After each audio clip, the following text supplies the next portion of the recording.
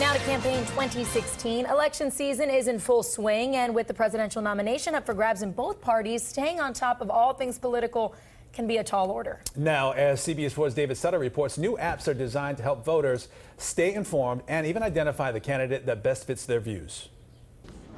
For busy college student Grady Voigt, staying current on the presidential contenders was overwhelming. There's a lot of candidates right now, so as far as which one, I really didn't know which one to go for. So when he learned about an app that would pair him with a candidate based on the issues most important to him, I thought it was really cool and a very interesting app.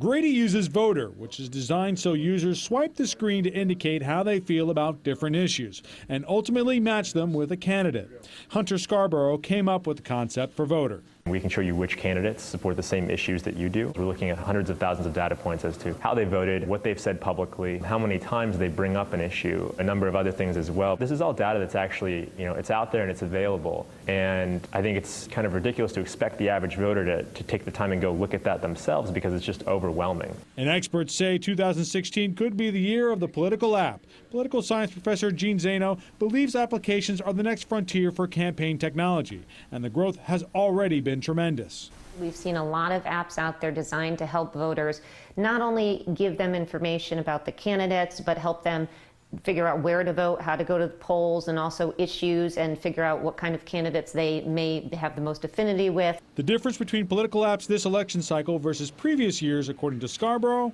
reaching that point where it suddenly is these apps are not targeted at people that are already politically engaged. They're targeted at everyone. They're targeted at the everyday voter. But Professor Zaino says it's a good idea to look at the source of the application to determine if there's a possible bias. And she points out you should never rely entirely on an app to dictate your decision in the voting booth.